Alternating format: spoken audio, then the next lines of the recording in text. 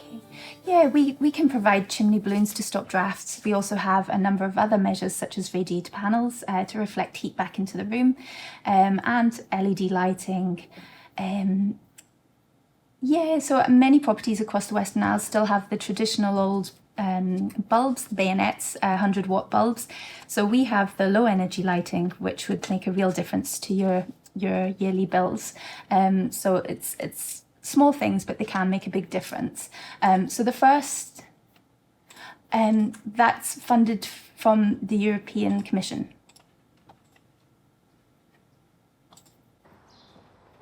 I'm Charlie, I'm the project officer for EnergyMeasures, and I cover the Western Isles in Scotland. Interesting to see when she came into the team family. We have like a smart survey that we ask people to complete, and this gives us valuable data on the household and the people living in the household. And from that, we can establish if they are in fuel poverty. Through home visits and discussions with households, I'm able to gain a real understanding of the lived experience and the problems that people are facing. The house was cold. I could not afford to put on the storage heaters upstairs. Well, they weren't storage heaters, they were convectors. Yeah, the panel ones. Why they spent money putting them in, I don't know. Very bad form of heating. Yeah. From these discussions, I'm able to give relevant energy advice and install appropriate energy measures. Information. So you can play around with it. Don't be too worried. I know it's digital, but you can have a look at it there. And we're wanting to go into the settings. And so if you wanted to change the time, following on from these discussions, there's ongoing support. Yeah, you'll be using a lot less electricity. Every household gets an energy plan, and that lists all of the things that we've discussed during the home visit. It gives you the monetary savings of the measures that we've installed, and also the potential savings from behavioural change. So it's to empower households. Every little thing can make a big change and help lower your energy costs. And that's the summary page there. So you were referred to Home Energy Scotland, and you've had the heating. We also work with other agencies such as Home Energy Scotland. So they can give advice and look into funding options for upgrading heating systems for new, more renewable options. And also we work with the financial inclusion team at the local council.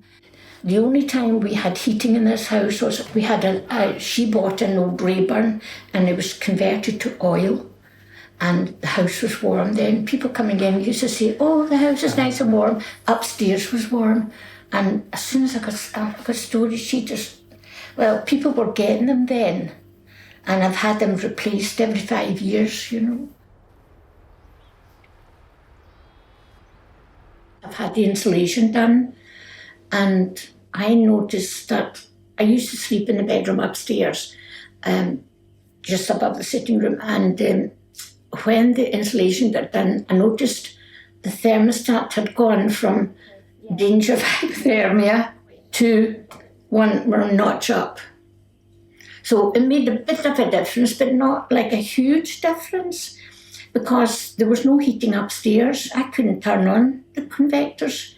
They were too expensive. I don't think anybody would be able to turn them on upstairs. So the upstairs was quite cool.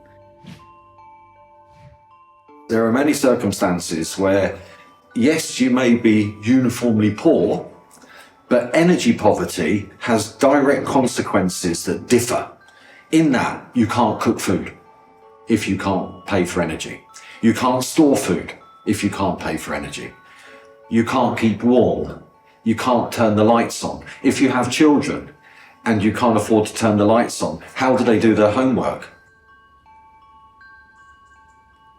In December, in the Outer Hebrides, 7 households were admitted to the Western Isles Hospital with hypothermia.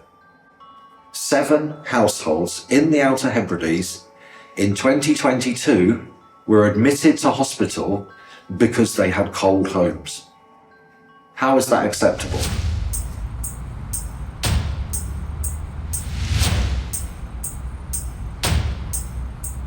The topic of energy vulnerability and energy poverty is one that is fast becoming a significant issue across the board as we transition from fossil fuels to renewable energies. And we don't want to replicate the inequalities of the fossil fuel system with the new system that we are creating.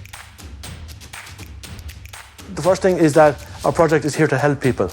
We're here to help people to reduce their energy vulnerability, to make their homes warmer, and to put them in a better place. It will deploy small energy measures in their households, tailored to the situation that they have, along with a behaviour change plan which is aimed at the way that they live their lives. We want to offer them free energy advice, free energy counselling, tailor-made for their own situation. It talks with the householders, it assesses the buildings, it ascertains what are the most appropriate small energy measures for their particular circumstances. It tries to understand how they use energy in their daily lives. We have energy coaches. They go to households to help them with their energy bill. First of all, we give them maybe an outsider's understanding of how they use energy, an outsider's understanding and an expert understanding of the energy consumption within their dwelling. And from that then, we offer them a package of low-cost measures which can be deployed in their house to reduce their energy consumption. Like energy efficient light bulbs, like sealing the leaky windows, like installing percolators on the water taps. So something that is not very expensive, but can improve the situation of the household. People become aware of their situation if they are confronted with it by an energy coach. There's no way that one project can solve the problem, but what we're there to do is to help facilitate households to look at their own situation and to assist them in the pathway towards moving away from energy vulnerability. The contexts are totally different. We, as you say, are involved in numerous countries, ranging from North Macedonia right over to Ireland, Scotland, Poland. Each of these have different socio-cultural circumstances, different socio-economic challenges. I think that we can learn from each other. At the same time, there are common issues that are across these countries, and there are lessons that can be exchanged. Every partner can use their own way of handing out small measures and helping people be aware of their energy use. The EnergyMeasures will be a successful project when we manage to reach a significant amount of households and encourage them to either change their behaviors or to implement low-cost energy efficiency measures. And when we get back to them after some time, that we will observe that the situation has really changed. We are actually giving them something. We are actually trying to help, and there's not a catch. SAMO is an organization we work with and for persons who live in poverty. I'm working about fuel poverty.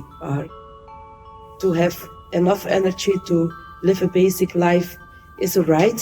It's not that we want that persons are sitting in the dark. The energy transition should be for everyone and not only for the middle class, the people that have the opportunities to engage in solar panels and so on. You can work on different things. You can work with houses and house owners, or you can work about the problems with finance, so with paying the bills. But with energy measures, we try to help persons to use less energy just because of your behavior, to change your behavior and then like that to use less energy. And one of the instruments that we have is, for example, the wall meter. It's about temperature and humidity, two things that you cannot see. So if you can't see them, you can't change your behavior. But if you see them with the meter, you can change your behavior and to say, I will do this and I will do that. They are really using it, and it's easy to use, and it's changing their behavior because you can see that it's going down or up, or you can do something.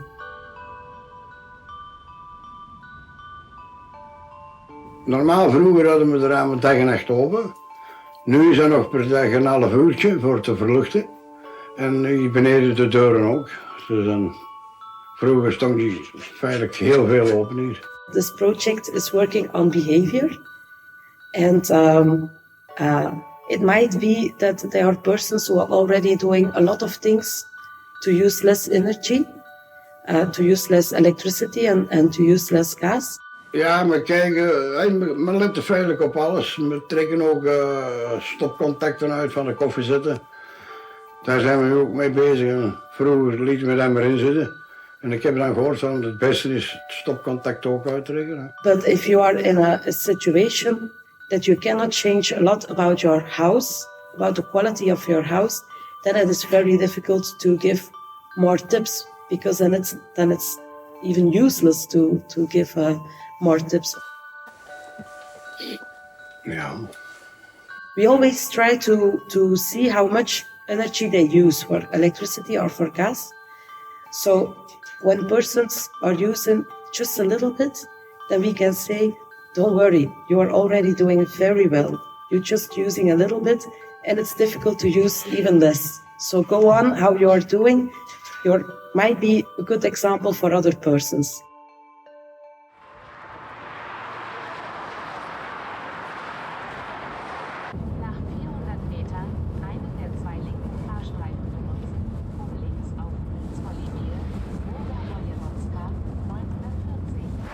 Within the EnergyMeasures project, we are working with a pilot city of Bielsko-Biała, whom we want to support with tackling energy poverty. We want to offer the citizens of Bielsko-Biała free energy consulting that will help them reduce their energy bills and at the same time improve the quality of their lives.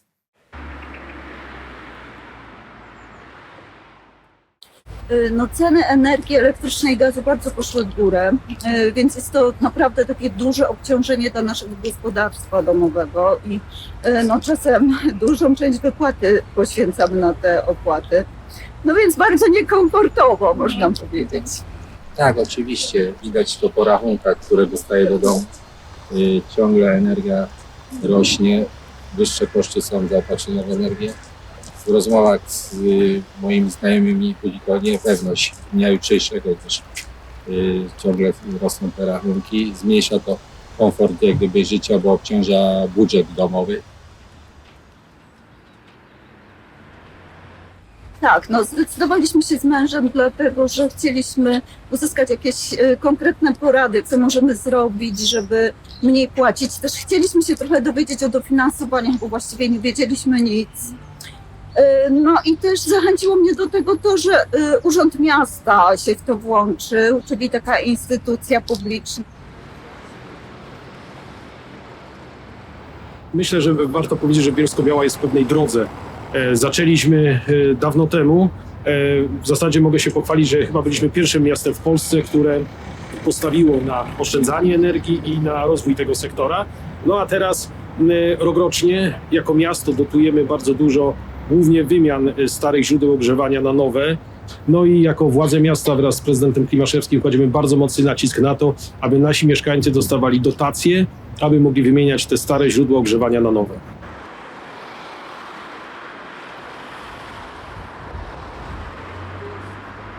No przede wszystkim otrzymaliśmy dużo wskazówek, też nie wszystkie jesteśmy w stanie w tej chwili wdrożyć, ale no, częściowo na pewno tak. Bardzo cenne było dla mnie to, że mogliśmy sprawdzić też kamerą termowizyjną, jak wyglądają nasze ściany, po prostu, gdzie najwięcej ciepła nam ucieka, gdzie najwięcej właśnie tego zimnego powietrza nam wchodzi i co, no i też dostaliśmy takie wskazówki, co możemy zrobić. Też cenne było dla mnie to, że dowiedziałam się o tych wszystkich programach dofinansowania, które są, bo ja na przykład nie wiedziałam, że mogę dostać dofinansowanie do wymiany okien, czy do ocieplenia budynku, a to jest dla mnie bardzo istotne. Doradca przeprowadził ze mną szczegółową rozmowę odnośnie mojego konkretnie domu. Wyjaśnił mi, jak zmniejszyć zużycie energii. Dostałem też różne urządzenia, które pomagają w zmniejszeniu energii, na przykład perlatory, które zamontowałem w łazienkach i w kuchni, co odbiło się na zmniejszonych rachunkach za wodę, gdzie około 10 do 20%, w tym też za ścieki, bo to jest związane też z zużyciem wody. Dostałem także żarówki energooszczędne, które zamontowałem w domu i też zmniejszyło to pobór energii.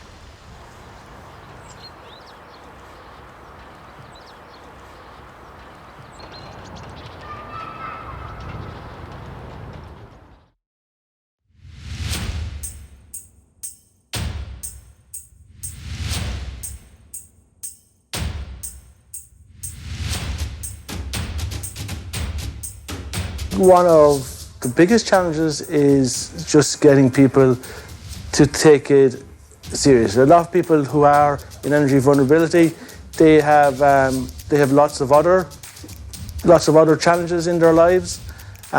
They're usually in a low-income situation, and they usually have lots of other family problems. Therefore, it may not be their main priority. Recruiting the households was not an easy task.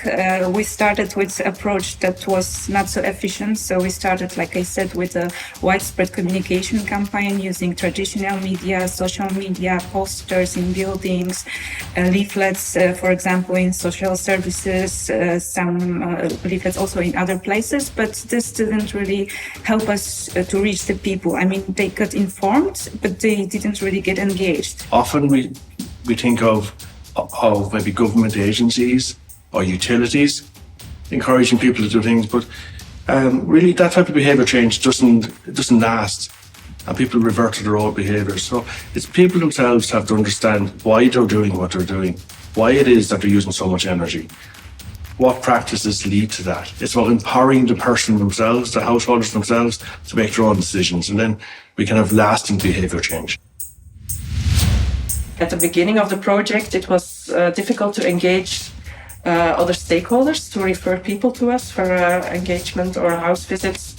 And when the energy crisis came and the prices went up and more people came in trouble and came asking for help with our stakeholders, it was easier to cooperate with them. Then we changed our approach to more personal approach. So we tried to be there where the people are. So we went to the local meetings, local events, meetings, for example, of the seniors clubs or meetings of the housing associations, to meet these people in person and to convince them that we actually want to help them and that we can help them. And these personal meetings, face-to-face meetings started to work. And then we can kind of say that created kind of a snowball effect. So the people were telling their neighbors, their colleagues that there is such a program and that they find it interesting and worth joining.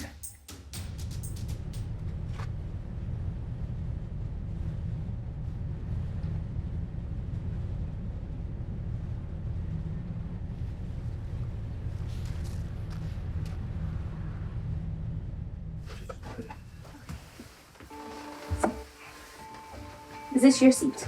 No, I usually sit here. I left that for you, Georgie. I left that for you.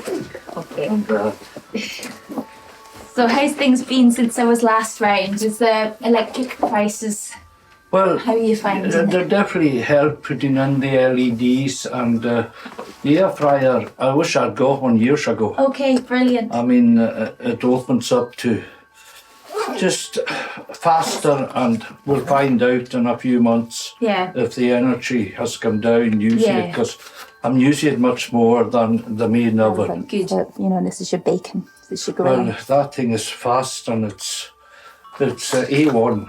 As I say, I wish I'd got one years ago. And it was funny when I came round and put the radiator panels in, and and during the time that I was installing the radiator panels, you popped in some chicken nuggets. Yes, that's right.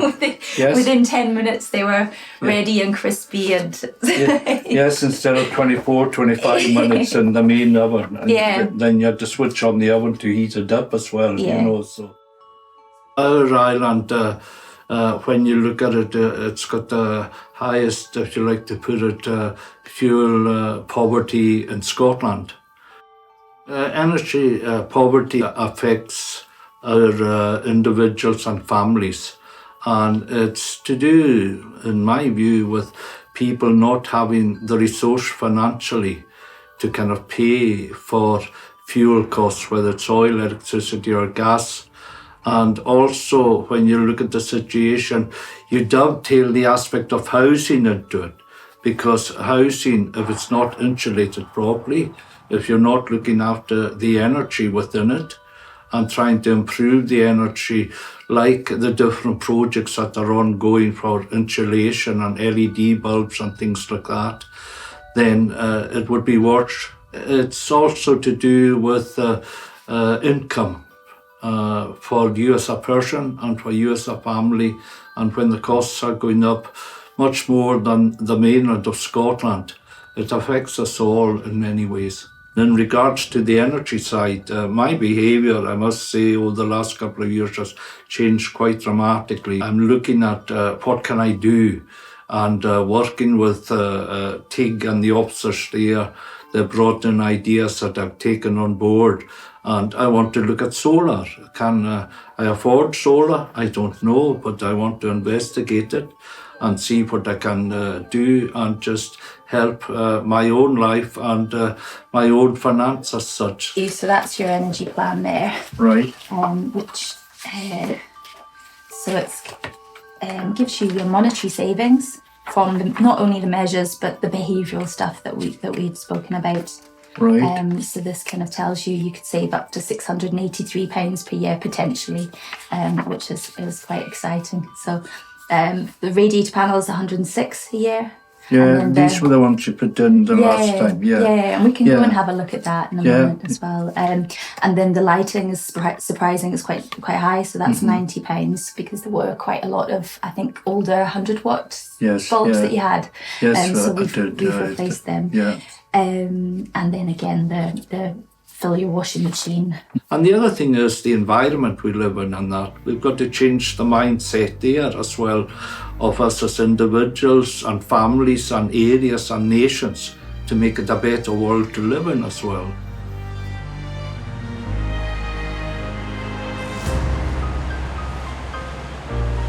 Poverty is purely about resource, income related. Energy poverty has an element of income, so there is an element of low income, but it also relates to the price of energy and also the quality of the buildings. In some countries, it's very common to consider energy poverty as just another variant of poverty, but it's more complex than that, and the solutions are more complex. So when we just think of energy poverty in terms of poverty, the solutions automatically then are about providing subsidies, providing income support, and so on. But when we think about the other aspects of it, we understand that it's not just about the household income, but it's about the quality of the building that they live in, it's about the energy market itself, and suddenly in that way then we start thinking about other solutions, and it's more complex. Poverty means, yes, you might not be able to afford to pay your rent. Energy poverty means that usually the house you're in is too expensive to run. Currently, to be honest, most of the policies are actually targeted to providing direct financial assistance to the vulnerable. In the energy market, you have energy suppliers, the grid operator, you have the municipalities, the government that have some kind of influence on price, on behavior. So we need better multi-level governance. We need interinstitutional arrangements that enable the different institutions to provide the right social and technical service to the vulnerable. They can use each other's technology, information, knowledge. The combination of the different partners, I guess, is key. From that point on, we'll have the solid foundation in order to go places, to go to the local communities, and to provide them the necessary technical assistance to get more engaged, to get more aware of the benefits of energy renovation. Basically, energy poverty is community work. It's grassroots movement, and we have to be there to provide the right advice to the people.